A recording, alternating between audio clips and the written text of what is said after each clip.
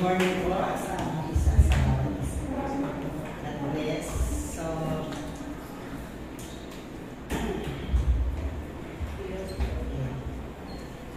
tayo pray muna tayo.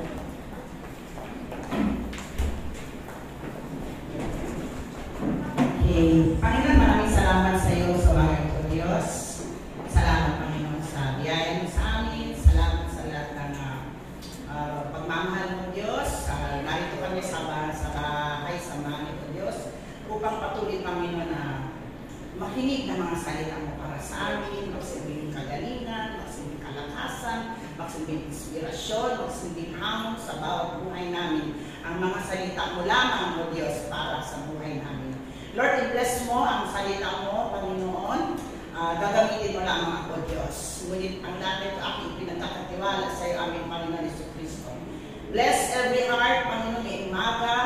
Bawat needs namin, ikaw po nakakaalam anong mga needs na anong pinagdadaanan ng bawat isa. Panginoon, mga salita mo magsisilbing kagalingan, magsisilbing pag-asa, magsisilbing kalakasan, at magsisilbing katugunan sa bawat puso ngayong umaga. Salamat sa iyo. Kami panalangin sa iyo sa salamat sa ngalan ni Jesus, Panginoon. Amen. Amen. Yes, God. Okay, pwede na po tayo. Nasa second Sunday tayo tungkol sa mga heroes, sa mga bayani ng ating Panginoon. No? The heroine of prayer. Ang aking dadalhin sa book ni Samuel. Ni Samuel. Okay.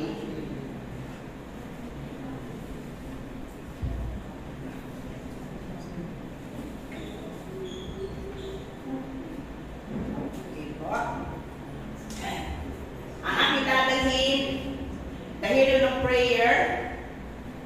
Ang aking tema po ay God's favorable action for Hannah's prayer. Okay, so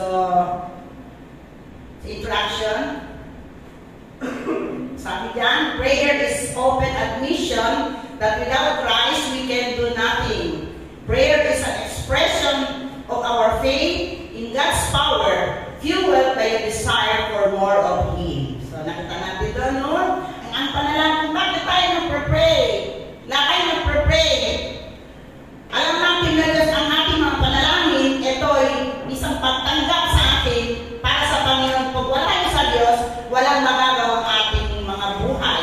Ngunit ang sabi doon, ang prayer ay isang expression ng pananampalataya para sa Panginoon ng isang kapangyarihan ng ating Diyos. At fueled by a desire for more of Him. No? Okay. So, hindi lang ba natin alam ko ka, naiinita na ako. Kurino. Praise God. Naiinita na ako. Pinagpala ko ni Rexy ng palabot ko. Sabi ko, naiinita na ako. Pagdating dito, malamig pa rin. Okay. So, okay. Yung ano natin, yung tungkol sa intro, tungkol sa buhay ni Hannah. Ang gagawin ko po ngayong umaga, ito ay sa kaysasayan ng buhay ni Hannah, ni Anna sa Tagalog, no? Si Hannah sa English. Okay. Ay, hindi mo na sinulat din. Sabi doon, Hannah, one of the wives of Elkanah. Alam natin yan, no? Alam ko dito, magagaling sa Bible, yung mga youth, yung mga YC, talagang nag-aaral sila tungkol sa salita ng Diyos. Ang mga pastora, ang umawag sa kanila, talagang matyaga silang tinuturuan. Hannah, one of the wives of Elkanah, she was loved by her husband Elkanah pa rin, no? But the Lord has closed her womb. Okay, so makita natin doon, ang naging buhay ni Hannah. Ang sabi doon, dalawa silang wives ni Elkanah, si Penina yung isa.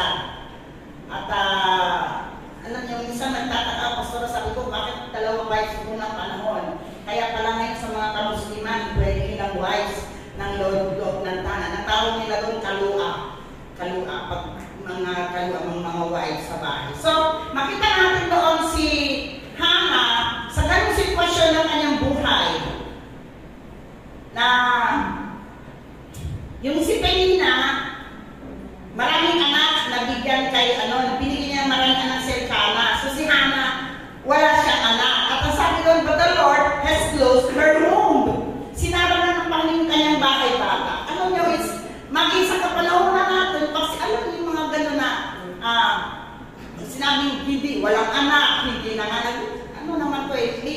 kirot. Hindi natin ito may natalo, may kirot.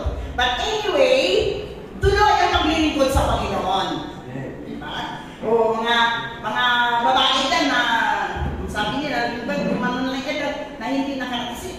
Ang totoo, masarap sa isang babae na nag-labor.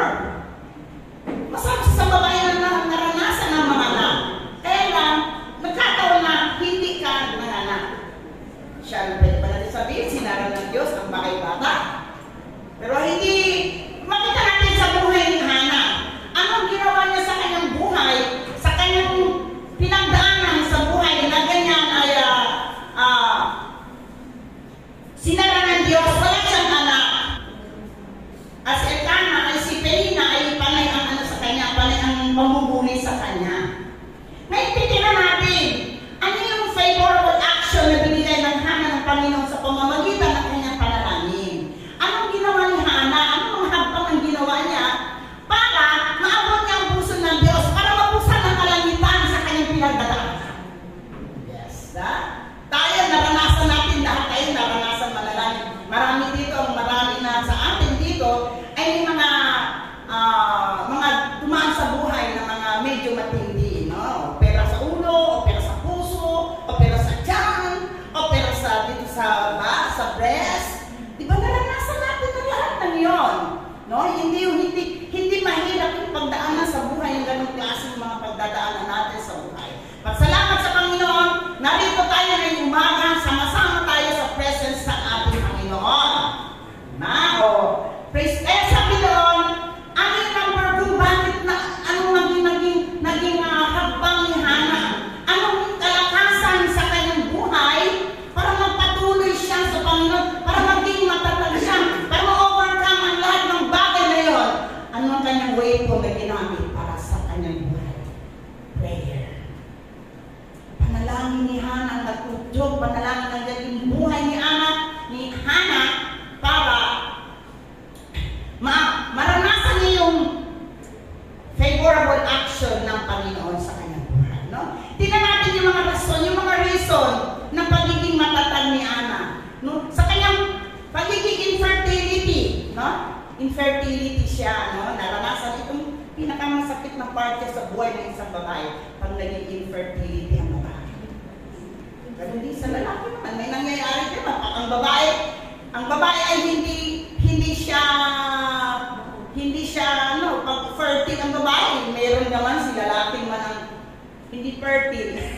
Ano ba tawag sa lalaki naman? Infertility din okay, so ganun rin, no? Basta na lang kung babae yung pag infertility or fertile, no? Hindi ka naman lang sa lalaki kung hindi makaranggan ng anak. Ano ba sa? Bawal sa Tagalog. Bawal talaga. Okay. Yan. Ano ba mga rason? Mga rason kung bakit naantig ang puso ng Panginoon sa panalangin ni Hannah. Okay. Yung pagiging fertility, no? She remained steadfast.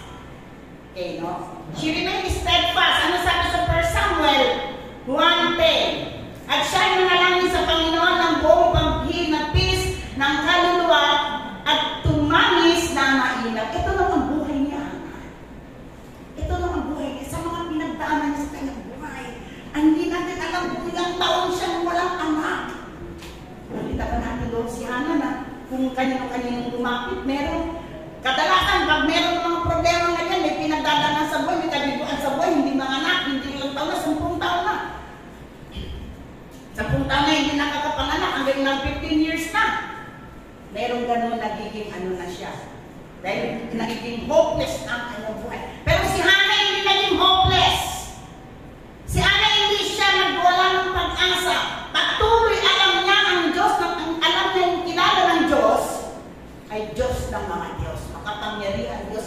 Kaya buksan ang bahay bata. Kung sinaraman. Kasi pag sinabing close, pag sinabi ng Lord close, siya lamang ang pwede magbukas ng bahay.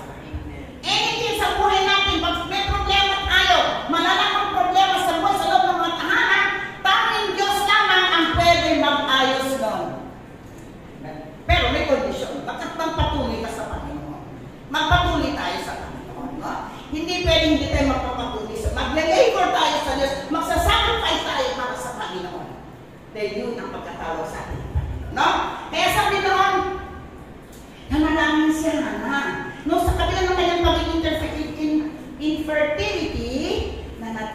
siyang matatag sa kanyang buhay paglilingkod sa Panginoon.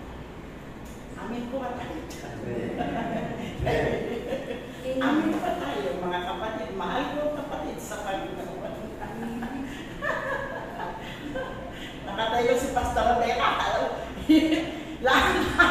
Lahat tayo may pinagdadaanan sa buhay. Lahat tayo may mga problema sa ating mga buhay.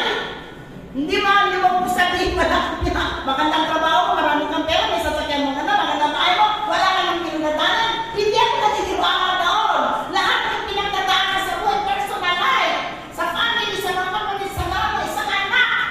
Especially sa panahon ngayon. Mga anak natin mahirap dalhin sa Panginoon. At ito ang pride ng isang ina. Hanggang ngayon, 66 na ako. Hindi ko pa rin sinusurrender sa amin. Tiwala sa Panginoon. Sa pamamagitan ng pagdamit ko sa Diyos. Hallelujah. Purihin ng Diyos. Kaya sabi doon, naging matatag siya. Bakit siya naging matatag si Ana? Dahil nananalig siya. Ito na ang Panginoon lang pinakatabuhan niya. Ang Panginoon lang pinakalapitan niya sa kanyang buhay, sa kabila ng kanyang merong karanasan. Umiyak ang puso niya, may kirot ang puso niya. Sige pang muli sa kanyang Penina. No, si Penina, akala mo, pero in the end, alam natin nangyari kay Penina. Kay Penina.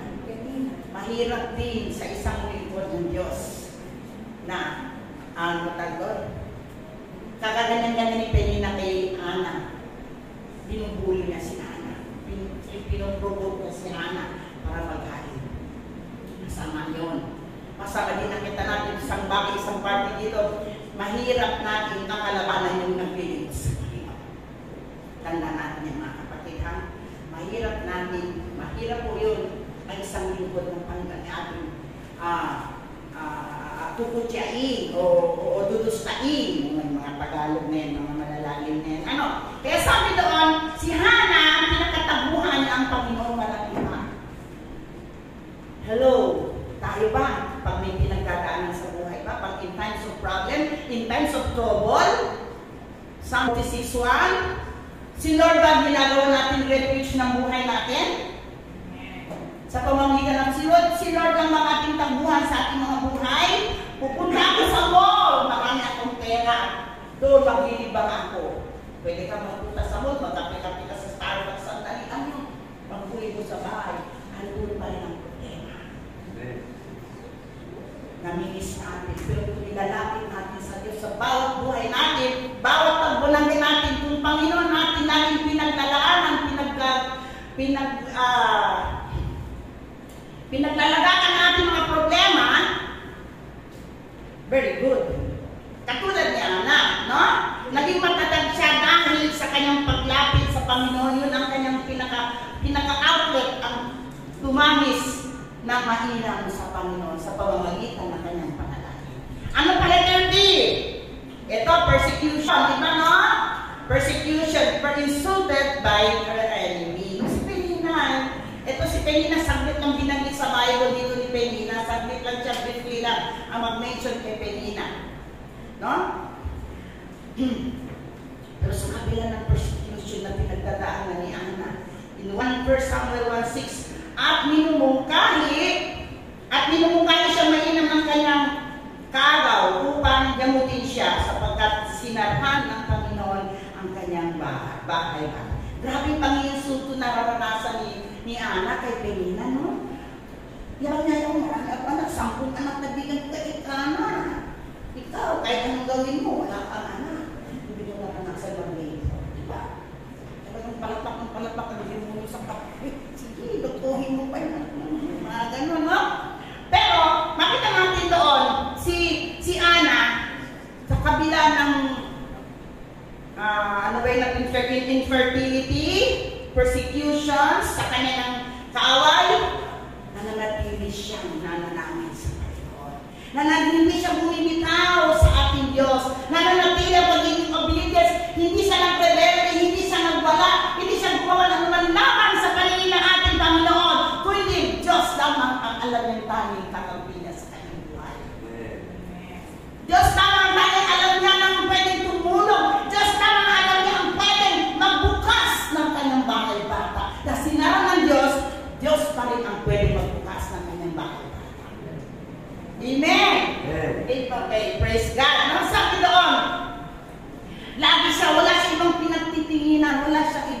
kundi tanging sa Panginoon lamang siya nakatingin. Bawat isa sa atin, marami tayong mga pinagdaanan sa buhay. Kaya na kailangan natin ng Panginoon dahil meron tayong need sa Diyos. Meron tayong hinihiling sa Panginoon. Meron tayong nilalapit sa Diyos sa pamamagitan ng ating mga panalangin. How we pray? Ano bang attitude natin pag oras tayo ng malangin? Pag oras tayo ng malangin, ano ba naman ang isip natin? Hindi tayo mabot ng Diyos kasi habang nakaluhod ka sa Panginoon, pero ang puso ko naman, ang isip ko naman, may umakapag-akag, may doubts. Hindi totoo yung prayer sa Diyos. Pero si Ana, magda natin yung kanyang attitude, yung kanyang panalangin. Ang sabi ko, siya ay nanalangin sa Panginoon ng buong kaluluwa at buong pagtanis. Ibinigay niya, all out siya pagdating sa Panginoon. All out siya pagdating ng pagkiyak. All out siya, buong kaluluwa, buong pagtatanis. Ibinibigay niya sa paghahat siya sa Panginoon. Dahil sa kanyang pinagdadaanan sa buhay. Sarado ang kanyang sinareta niyang bahay bata. Naranasan yung mga bagay. Pero makita natin si Ana sa katilan ng ganyan, na natili siyang matatag. Hindi siya naglamig sa kanyang pananampalataya. Hindi siya naglamig sa kanyang pagkakilala sa Panginoon. Yearly pa din o twice a year, umaakit pa din sila sa Mount Shiloh, sa templo, kung saan nandun na sacerdote Eli. Doon sila nag-o-offer, nag-rejoice, nagpipistahan sila, sumasamba sila sa Panginoon. Very active ay siya. Lagi pa rin siya may desire paglingkuran. Ang kanyang paglilingkod sa Panginoon. Tayo ba? Ganito ba ang puso natin? Pag may mga problema pa tayo, may problema sa anak, ang pangayaw, hindi ko madala. Problema ko sa asawa ko hanggang ngayon, hindi ko madala-dala sa Panginoon. Problema ko sa asawa ko hanggang hindi magbago-bago. Matagal na sa Panginoon. Pero hindi magbago. Ang pamilya ko, si Hana, isa lang ang kanyang takbuhan, isa lang kanyang sandata para maabot niya ang kalangitan ng trono ng Diyos ay ang kanyang pananangis. Praise God. Alam mo natin yung Panginoon. Kung ako yung sabi ng doktor, ano na yung nanay, yung ulo mo infected na, malaki-laki ng bubog sa ulo mo. 2022, yata 21. Tapos pinagbiro pa sa akin. Yun ang baka ano na yan, I see the Lord. Pinagbiro sa akin. Yun ang baka I see the Lord na yan. So, anong ginawa ko? Nanalangin na ako sa Panginoon. Hindi ako nagpahaba-haba ng prayer sa Diyos. Mapakakapusin ako sa sasabihin ko sa Panginoon. Laging sinabi ko sa Panginoon, Lord, sa'yo ko pinagkakatiwala ang aking buhay. At alam mo ang puso ko, gusto pa rin ang paglilingkuran. Yun ang sinabi ko sa Panginoon. Hindi ako nagpahaba-haba ng ganyan. Sa'yo ko kinitiwala ang aking bukol sa ulo na kailangan ng operasyon. Ikaw yung aking great decision. Gusto pa rin ang paglilingkuran namin. Yun ang sinabi ko sa Lord. Praise God. Ngayon, narito pa rin ako sa inyong kalamdahan. Hindi pa ako nag-I see the Lord. Dama ko lang ang Panginoon. Nadadama ko pa lang ang Panginoon. Hindi ko pa siya na-I see the Lord. Nadadama ko pa lang ang Panginoon. Every day, every morning, may miracle ang Diyos sa bawat buhay natin. Okay, na? Okay, so, okay. Bawal daw balik-balikan eh. Rasang ko pa ako kaso, mga matitindi dyan, 10:30 pa lang ha. Pumasok ako, 10:10. Mga, wala kayong relo dyan eh. Kaya nga sinuot ko itong relo kong malaki o. Malayo, malabo na. Dapat dito, ganyan. Okay, so kanon. Hindi na ako babalik. Kasi, pag per Saturday, meron evaluation dito sa mga pastor eh. Yari ako nito sa September eh. Yung mga tumayo ng Agosto. But anyway, love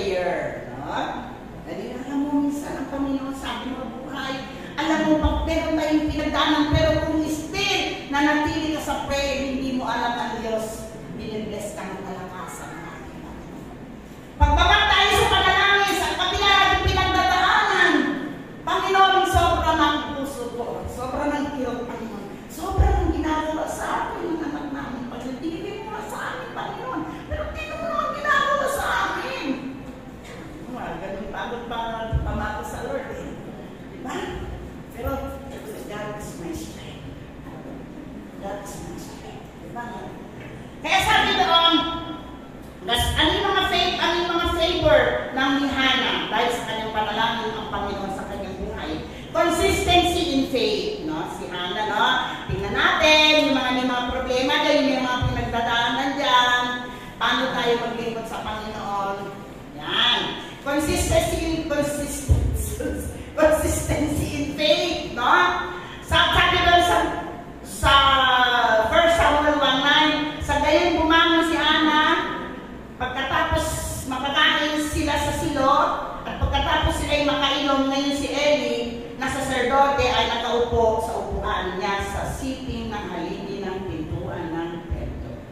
Yun, isa yun, 1.2 ng consistency ng faith ni Hannah.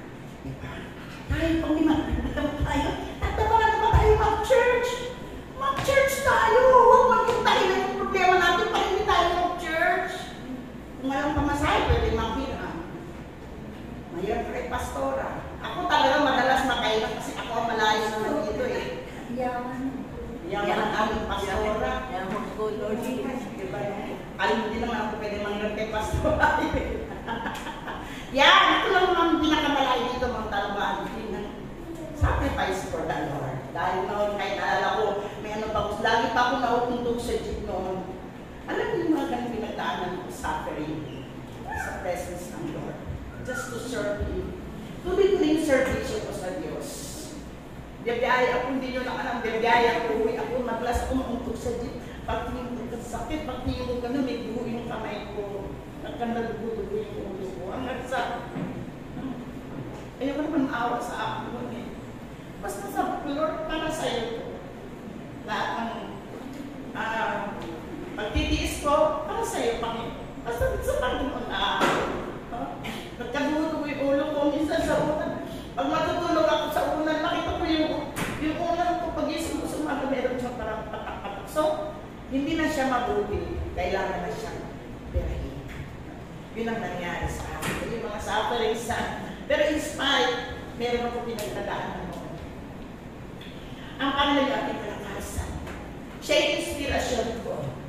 Hindi naging dahilan yung ulo ko ng parang ako church. Hindi na ako nag-church nung na-hospital ako. Nung nandun ako sa Fatima, hindi na ako nag-church noon. Pero nung mga ganito lang, mga pain-pain na, hindi yan makakahit lang. Pupunta pa rin ako sa church. Basta ay service ko sa Panginoon yun. Faith ko yun sa Lord. Sa pag tumarapin sa mga buhay natin, kung maging magkaka-apekto yung pananampalataya natin, hindi na tayo nag-pray. Malamig na tayo sa panalangin. Bakit malamig? Kasi hindi prayer may doubts na puso natin. Si Hannah hindi nangyari kay Hannah yun. Consistent ang kanyang pananampalataya sa Panginoon. Sa kabila, nagbaog siya, sinara yung kanyang bahay. Hindi nagilan dahilan yun. Para lumayo siya sa Panginoon. Nanatili ang kanyang consistent, ang kanyang pananampalataya sa Panginoon. Sabi doon, sa verse 10 ng chapter 1, sabi doon, at siya ay nanalangin sa Panginoon ng buong pagliti ng kaluluwa at tumanis sa Panginoon. Ang sarap pag ang Panginoon yung tabuhan natin sa buhay. Ang sarap pag Panginoon ang kanlungan natin, gawin natin kanlungan ng buhay natin. Ang sarap ng Psalm 46:1, na siya ang Panginoon ating refuge, kalakasan, ang ever-present help in times of trouble, ang ating Panginoon. Gawin natin. Nakakabless siya ay itong Friday, prayer meeting natin. Nakakabless yung message ni Tayo. Sabi doon, sabi ng Panginoon ng Psalm, come and taste, di ba din? Lumapit kayo at maranasan niyo kung sino. Maranasan niyo. Ano bang sabi mo? Lumapit tayo sa Panginoon. Hindi tayo pupunta. Walang wisdom ng Lord yun. Dito ka sa akin, sabi ng Panginoon. Sabi ni David, sa Panginoon ang lapit natin. Kung ang lahat ng bagay, magkaroon tayo. Pag sa Panginoon tayo malapit, pag sa Panginoon tayo nakitiwala, pag sa Panginoon tayo namalataya, marami tayong mga benefits makukuha doon. Magkaroon tayo ng kapayapaan. Maging payapa tayo. Magkaroon tayo ng strength. Magkaroon tayo ng pag-asa. At patuloy ang presence presence ng Lord ay maramdaman mo sa buhay. Kung ang Panginoon yung tampuhan natin in times of trouble. Okay, consistency in kanyang faith. No? At anong pangalawa? Yung pangalawa, consistency in service. Yan, no? Parang sinabi ko na kanina. Tuloy ang pag-akyat sa bundok. Tuloy, sama ng sama. Hindi ko alam kung ilang milya, gano'ng kalayo, ilang kilometro, kabundok. Ang templo ng Silo, kung saan nandun si sacerdote Eli, sumasama si Hannah. Okay, no? Tunay ang servisyo niya. Minsan tayo may mga service tayo sa ating pag. Hindi lamang yung katulad ni Hannah. Tayo, ano yung mga service natin? Kumusta yung mga service natin sa Panginoon? Mainit pa ba yung service natin sa Lord? Kahit ba at this moment, meron tayong daladala sa puso natin, meron tayong pinagdadaanan sa buhay. Mainit pa ba yung service natin sa Panginoon? Mahal pa ba natin ang Diyos? Buo pa rin ba ang tiwala natin sa Panginoon? Maging sa panalangin, prayer life natin, buong puso ba tayo nagtitiwala sa Panginoon sa ating mga panalangin? Okay, no? Si Hannah ang service niya sa Panginoon. Sabi sa 1 Samuel 2:9, chapter 2:9, sabi doon. 2:19, bukod sa rido'y iginagawa siya ng kanyang ina ng isang munding balabal at dinadala sa kanya taon-taon pagka umaahon. Pagka siya'y umaahon, nakasama ng kanyang asawa upang maganda. Nandun na si Samuel sa Shiloh, nandun na si Samuel. Ang batang Samuel, iniwan niya na doon kay sacerdote Eli. Pero makita natin si Hannah, tuloy ang service niya sa Panginoon. Tuloy ang paglalabor niya sa Diyos. Tuloy ang sacrifice niya para sa Panginoon. Okay, no? Makita natin din yung service ni Hannah. Kaya tayo ngayong umaga. Ano din mga service natin? Kusang service natin sa Panginoon. Maaaring magaling ka service of tithing sa Panginoon. Maaaring magaling ka ng service ng ushering. Gumagana pa ba yung mga service natin sa Lord? Gumagana pa ba yung mga paglilingkod natin sa Panginoon? Pag nakaupo ba tayo sa loob ng church, kumusta ang puso natin sa harapan ng ating Panginoon? Okay, number 3. Consistency in commitment. Itong pinakagusto ko yung commitment ni Hannah sa Hannah.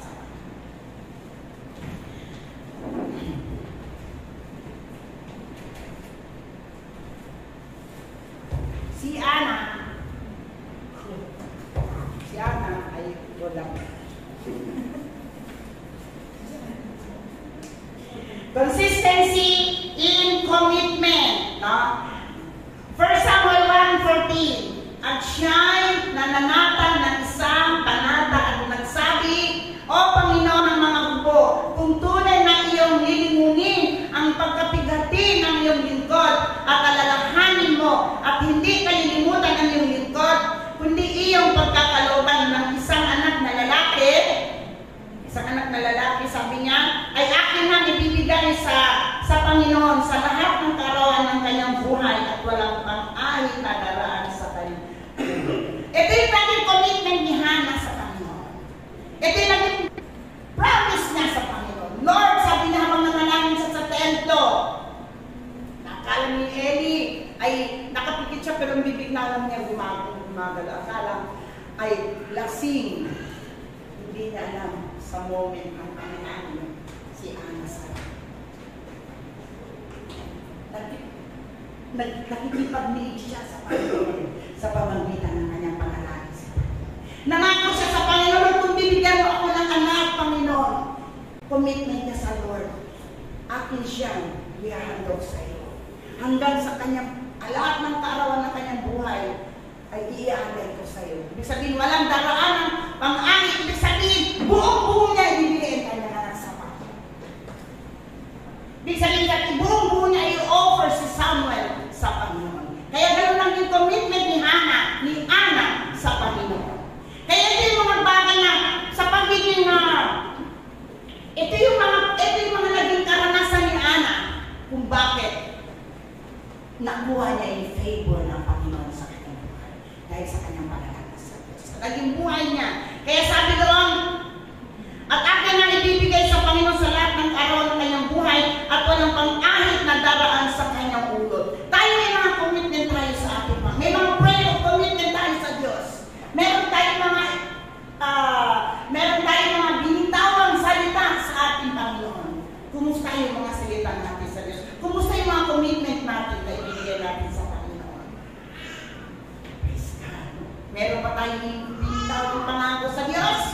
Kumusta po yun? Huwag tayo manghina. Pag may problema na tayo, yung mga commitment natin sa Panginoon, pati commitment mo nagkakasakit na rin. Late ka na magpunta sa church. Darating ka na. Praise and worship na. What kind of service yun na meron tayo sa Panginoon? What kind of commitment mo na binigay natin sa Panginoon? Late ka na, hindi ka na-inspire. Hindi ka ba na-inspire na dali. Mag-praise and worship na. Pipetiks-petiks ka pa sa bahay. Walang wenta yung linggo mo. Walang wenta. Hindi ka nagpunta na maaga sa church. Wala kang devotion. Maaaring pati personal devotion mo, maaaring pati kapitad. Pagpasok dito, nag-umpisa na. Hindi natin na-umpisahan yung present magkakit, yung unity prayer ng mga pastor, mga council, dito mga musicians. Hindi natin na-umpisa, dumarating tayo dito late. Kumusta yung mga commitment natin sa Panginoon? Lahat tayo meron tayong commitment sa Diyos. Lahat tayo meron tayong ininong salita sa Panginoon.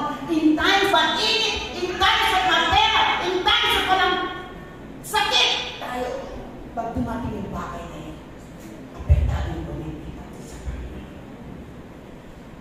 Makita natin sa buhay ni Hannah, commitment niya sa Panginoon. Sinabi niya, ibibigay ko sa iyo ang aking anak. Lahat ng kaarawan ng kanyang buhay ay akin siyang ipagpapatiwanan sa iyo. Sapagkat tinugon mo yung aking kaibigan, binigyan mo ng isang bata sa kanya. Okay, no? Praise God. So, makita natin dito kung gano'n talagang commitment. Yung lahat ng yan, faith, service, commitment natin sa Panginoon. Lahat ng yan, tinitingnan tayo ng Diyos. Lahat ng ipinangako mo sa Panginoon sa pamamagitan ng panalangin, maaaring nagpapray ka mo, bigyan mo ng trabaho, Panginoon. Pag binigyan mo ng trabaho, Panginoon, I will serve you, Panginoon.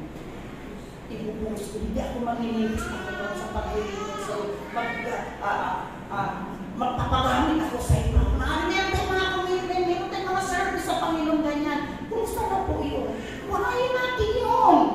Ano yung service, ano yung commitment natin sa Panginoon? Buhayin natin po yun. Hallelujah! Patuloy tayo sa Panginoon.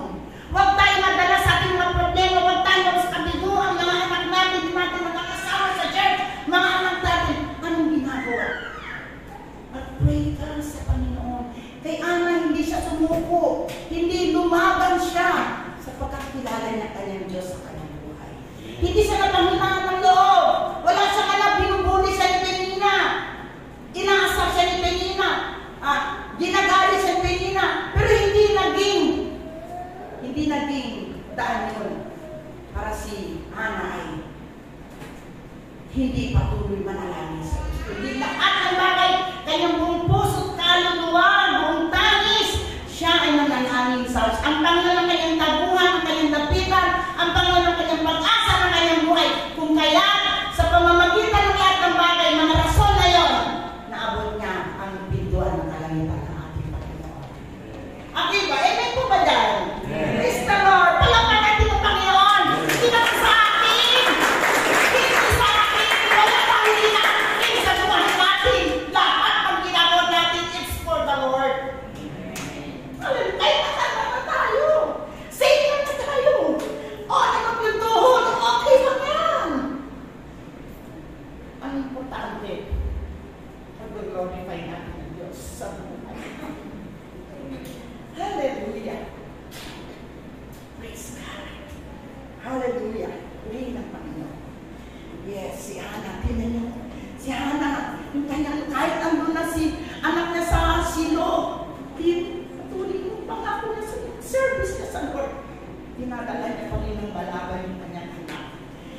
tinatawag yung epod. Epod na tawag ko, epod. Yung mga damit, pinagtatahid niya si Samuel. Yung service ni Hannah, yung faith ni Hannah, yung commitment ni Hannah. Tuloy! Tuloy! Kahit kay Samuel na siya, tuloy! Hindi may trabaho na, hindi na! Noong una naman yung trabaho, pinagaling mo ko, Panginoon. Lahat ng yan, binitawan mo yan sa Panginoon. Lord, magaling mo ako, pagdilipuran mo. Lord, magaling ka na, iba na maligtan mo ng buhay natin. Hallelujah! Wala na inspiration. Paano sila makapag-inspire sa'yo? Hindi ka na rin nag-inspire na lumapit sa Diyos kasi meron ka lang kayong gusto mo sa buhay mo. Take note, mag-ingat po tayo. Anytime, any moment, pwede kong ng Diyos. Start. Okay, so tapos na tayo sa commitment. Faith, service, and commitment. So, random mo na ba? Sabi ko sa natin. Okay, no? Praise God. Hallelujah. Medyo pasaraan ko lang ng konti, no? Alam niyo yung mga paglilingkod natin sa Panginoon, yung mga prayer. Isa lang ang naging way ni Hannah. Sa kabila ng kabiguan niya sa kanyang buhay, sa kabila, she never stopped praying to God. Hindi siya tumigil. Hindi siya kinakailangan. Kilala mo ang Diyos kung na pinaglilingkuran mo. Si Hannah kilala niya ang Panginoon. Hindi siya sumuko, hindi siya umatras. Hindi siya naglamit. Bagkos, taon-taon pa rin sila umaakyat sa mount, doon sa Shiloh, sa templo ng Shiloh. Doon pa rin sila umaakyat. Nag-offer ng sacrifices, nag-worship, nag-feasting sila doon. No? Akala mo walang pinagdadaan, pero yung kanyang pinagdadaan sa kanyang buhay, yung kapaitan, yung kirot, yung pain sa kanyang buhay, pinibigay niya sa Panginoon. Ganon din tayo sa paglilingkod natin sa Panginoon. Bawat kabiguan, bawat pain, meron tayo bigay natin sa Panginoon. Hallelujah. Open ang kalamitan para sa panalangin natin. Walang ano dyan. Walang limitasyon. Walang open! Napakalaki ng gamit! Upang ang panalangin mo, hindi pwede hindi makakarating sa Diyos. Amen. Patuloy lang tayo manalangin sa Panginoon. Maging totoo tayo sa mga prayer. When you pray to God, ang puso ng isip mo walang alinlangan yan. Bigay todo mo sa Panginoon sa panalangin mo. Tingnan mo. Nakita mo yung kamay ng Diyos sa panalangin. Problema mo sa love life? Meron pa ba dito problema sa love life? Wala na siguro. Wala dyan minsan. Problema sa love life natin. Mga ganyan, yung mga boyfriend, mga mag-move, pag-asawa, ano pa ba, yung mga ganyan, sabi sa akin, hindi ko na alam ano mga problemang dumarating sa loob ng mga tahanan na mga mananampalataya. Yes, no? Hindi ka magiging successful sa buhay mo kung medyo puri na sa Panginoon. Kaya nga may sa Lord, naramdaman natin yung iyakap ng Panginoon. Higit sa lahat, masarap po kung maramdaman natin ang presensya ng Panginoon sa ating mga buhay. Kahit hindi nagdadaanan tayo. Sabi ko nga, malaki ang kalamitan para i-offer mo yung prayer mo sa Panginoon. Ibigay mo sa Diyos, ipagkatiwala mo sa Panginoon lahat ng iyong pinagdadaanan. Okay. Okay, meron pa pala, no? Yan. Letter C. Ultimate blessing. Ultimate. Ano yun? Sugdulan. Sugdulang pagpapala ng Panginoon. Sugdulang biyaya, no? Sugdulang biyaya. Ito na, ito na, ito na. Todo na to. Binigyan siya ng ating Panginoon. Si Ana. Yung labor niya, yung mga pain, yung mga iyak, yung pagtatamis niya. Pinawi lahat ng Lord yun. Nakita ng Diyos ang puso niya. Sana puso natin sa search ng Lord. Sana natutuwa ang Panginoon sa oras ng puso natin. Sana masaya ang Panginoon sa puso natin ngayong oras na ito. Diba? Kilala natin ang bawat sarili natin. Kilala natin. At alam din, higit sa lahat, mas kilala tayo ng Panginoon ng ating mga buhay. Diba? Sabi daw, God answers Hannah, gave her a son. Ito yung pinaka-ultimate. Ito yung hinihingi niya, Lord, ibigay mo lang sa akin. Commitment niya, alam natin, ano ang bagay, lahat ng sinabi ni Hannah sa Panginoon, hindi yun nasira. Hindi siya nagkano sa Panginoon. Patuloy niya na ano yung mga binitawan niyang salita sa ating Panginoon. Diba sabi doon, 1 Samuel 1:20, at nangyari nang sumapit ang panahon na si Ana ay nabili at nanganak ng isang lalaki at tinawag ang pangalan niya na Samuel, na sinasabing sapagkat aking hinihingi siya sa Panginoon. Ano? Ito yung ultimate test. Ito yung pinakahihingi niya. Bukod doon, bigyan mo ng Panginoon, meron pa siyang sinabi, I will offer him to you all the days sa kanyang buhay. Akin siya ilalagi. At hindi sumirat si Ana sa pangako niya sa Panginoon. Alam niyo, hindi ako na bumalik eh. Alam niyo yung mga pangako niyo sa Panginoon. Alam niyo yung mga commitment natin sa Diyos. Lord, I will serve you. Bigyan mo ng trabaho, Panginoon. Tutulungan ko yung pamilya ko. Tutulungan ko yung kapatid ko. Tutulungan ko yung nanay ko. Magtataris ako. Tutulungan ko sa church. Lahat na yan sinasabi na natin. Kumusta po yun, mga binitawan natin pangako sa Panginoon. Tinulungan ka na ng Panginoon.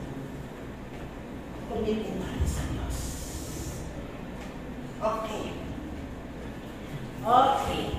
Diba? Binigay siya ng isang batang Samuel. At alam natin yung batang Samuel, lumaki sa templo, doon kay sacerdote Eli. Yung Samuel na yun. Alam natin yung kwento ni Samuel, no, naging pinili sa chapter 3, makita natin doon siya tinawag ng ating Panginoon 3 times. At siya yung naging unang propeta ng Israel, si Propeta Samuel. No? Okay, letter B, bless your family. Okay, at tinawa ng Panginoon si Ana at siya nagbili at nagkaanak pa ng 3 lalaki at 2 babae at ang batang si Samuel lumaki sa harap ng Panginoon. Ano pa natin ang Panginoon? Bawal lahat ng labor, bawal lahat ng trago, bawal lahat ng case, bawal lahat ng iyak, bawal lahat ng pagtatanis ni Ana sa pamamagitan ng panalangin at sa Panginoon. Naabuksan niya ang kalangitan, naabot niya ang kamay ng Diyos sapagkat naging siya sa panalangin sa paningin ng ating Panginoon. Praise the Lord! Amen. Hallelujah! I-remind natin yung mga prayer life natin. Hallelujah! Marami tayong hinihingi sa Diyos. Marami tayong dinudulong sa Panginoon. Marami tayong pinagdadasal o pinapanalangin sa ating Panginoon. Marami tayong problema sa ating buhay. Marami tayong sufferings na dinalanan sa buhay natin. Mga nanay, ano talaga yung mga nanay eh? Kakaiba ang mga nanay. At sa amin nga ni Lolo Egoy, ako medyo man ako si Egoy, tahimik lang siya. Ako yung vocal talaga, ako nasasabi ako pa ng problema, paano sa manalab ko, kung na-engage ko, mabukal ako sa kanya. Akala ko kakampi ko siya, sasabihin niya, ano ka ba naman? Ayaw, ako kung bigyan ng sama ng loob yung malayo yung talaga nakupang ano. So, ang nanay kasi, mga nanay, iiyak lang niya. Iiyak natin sa Panginoon, mga nanay. Yung mga pray natin, yung mga dinadala, bigyan natin sa Panginoon. Malawak ang kalangitan para tayo tumawag sa ating Panginoon. Ipagkatiwala. At sa pamagitan ng pagkatiwala natin sa Panginoon, nagiging matatag tayo sa paglilingkod natin sa Panginoon. Naging matapang tayo, harapin ang mga persecution sa buhay. At ano pa doon? Tuloy ang service natin sa Panginoon, yung ating mga commitment, at yung pananampalataya natin. Lahat ng yan, dahil naging matatag. Hindi ka umatras. At isa na ang tagpuan natin sa buhay natin, tuloy ang ating Panginoon lang ang tagpuan natin sa buhay. Okay. Hannah's faith and obedience to God and her prayer stand out to the throne of God. Nanindigan. Nangibabaw ng panalangin ni Ana. Kung kaya, naabot niya ang puso, nabuksan ang kalangitan, nabuksan yung kanyang bahay-bata, pinagpalang kanyang sambayanan, binigyan ko siya na hindi lang isang anak, 5 para naging dumami pa ang anak ni Ana. At yung kaaway niya, yung persecutor niya sa kanyang buhay, kadulos-dulos ang pinagdaanan. Bawat anak ni Ana namamatay sa narito. Pag nanganak si Ana, si Benina naglilibig ng anak. Hanggang sa pinakalas na.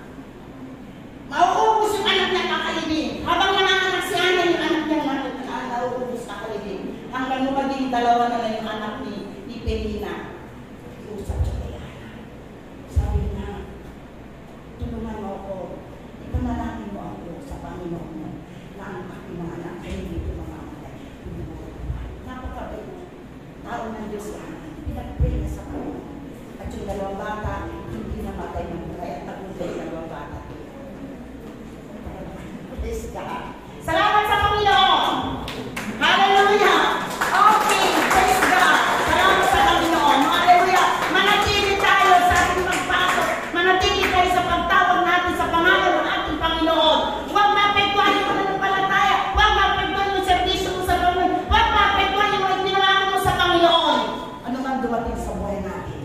ulitin ko, malaki ang kalangitan para tumawag sa atin. God bless us. So,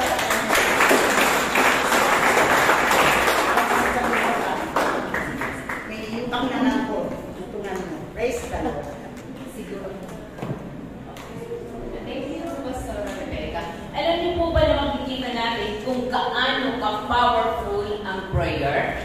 Diba? Isang sandata na kayang buksan ng Panginoon lahat ng mga infertile na land. Diba?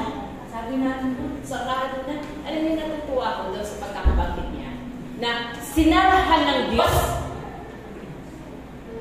pero siya rin ang nagbukas. Yung prayer, yung panalangin niya ang naging susi para makita niya ang kasagutan ng Panginoon. Yung prayer niya ang naging susi para i-sustain ang kanyang faith sa Panginoon, para i-sustain ang kanyang commitment, para i-sustain ang kanyang service sa Panginoon. Saan po naglang lahat ng yun?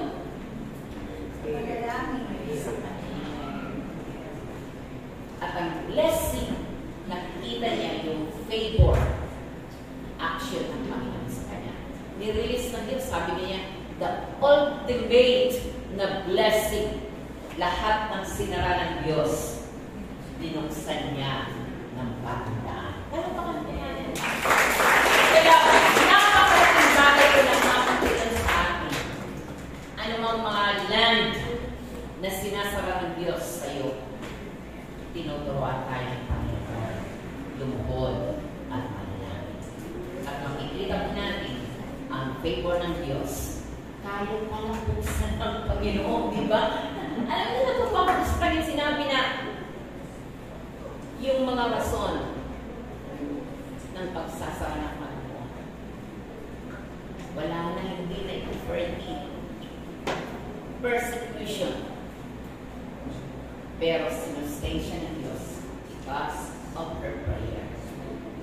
Kaya, church, parang nakikita natin ngayon, marami palang mga sinasarap ng Panginoon para po tayo lumuhod sa kanyang nanglan.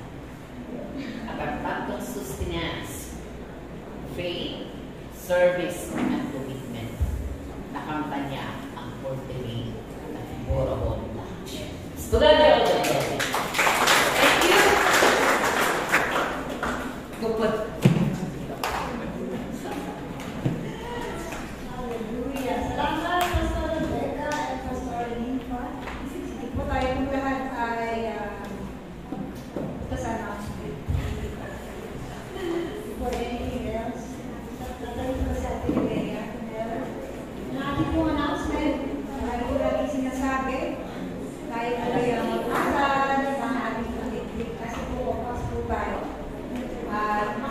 Makipag-aralan po tayo kay Pastor Dante. Pero lagi po na sinasabi, ito na po sa ligaya ng pumunta. Ayan po, ating TV service. Patuloy po tayo natin. Every Wednesday at 6 p.m. via Zoom live presentation page. Si Pastor Dante po ang ating speaker dyan. Ayan po yung Book of Acts. And ang ating prayer meeting every Friday at 6 p.m. via Zoom live at presentation page din po. Yan po ang ating team for the month of August. So sa August 18, Boaz, the Hero of Kingsman by Pastor Aling Pagkabala and Sister Monique C.V. August 25, Eunice, the Heroine of Faith by Sir Banji Barola and Brother Edwin Barola. Ayan po, salamat po sa nag-usher at Marsha kanina. So next week po, si Sister Ollie Rodriguez, Brother Jasper Rodriguez, Brother Imer Lopez. And August 25, ako po, anak ko po ang aking kariyak. Ayan po, sa ating offering verses, sa August 18, Sister Mayan Palomeno, and August 25, Sister Ana Peituasa.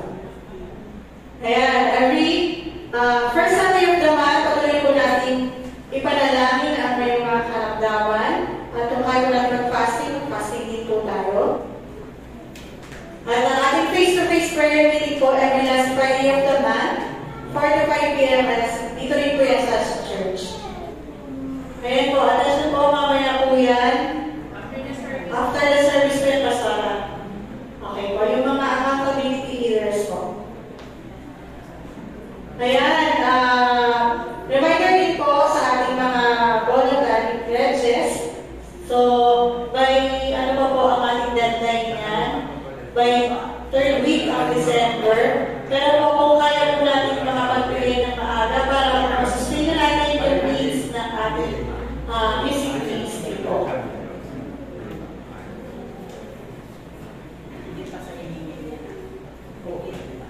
Ayan po. Ayan, ano ba yung kadalas sa reason?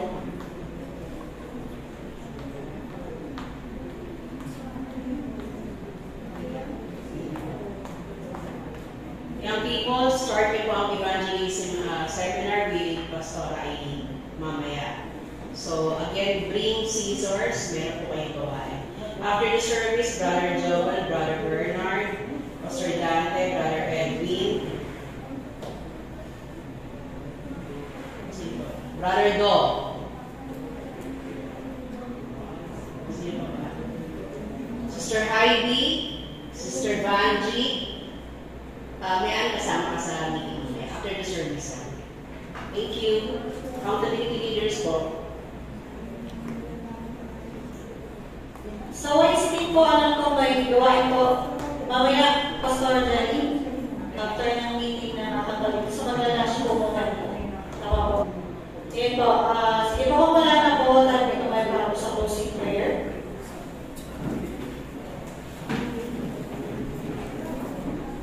Sige, mag-enroll po sa closing prayer, Sister Vanji.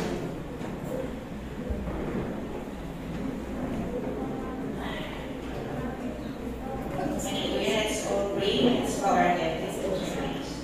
Father in heaven, pray po kayo, Panginoon, dakilain sa Panginoon, maraming pong salamat sa inyong mensahe, O God, na reminded us how powerful prayer is. So, tulungan niyo po kami na ito ay lagi namin dalhin sa aming buhay sa araw-araw. Pagmalain po muli ang gawain this afternoon, yung mga evangelism na pag-aaralan po ng YA, attend din po sa YC, RFP, and the our pastors. Ingatan niyo ang lahat ng mag-uuwi at dalangin po namin na maging kompleto ang Panginoon ng mga kapatiran sa gawain. Ito po ay para sa inyong kaluwalhatian. Pagpalain po ang bawat isa. Ito po ang aming sama dalangin sa makapangyarihang pangalan ng aming Panginoong Jesus. Ang pag-ibig ng Ama, biyaya ng Diyos Anak, at walang hanggang pamamatnubay ng Diyos Espiritu Santo ay manatili, ngayon at magpakailanpaman. Amen. God bless us all.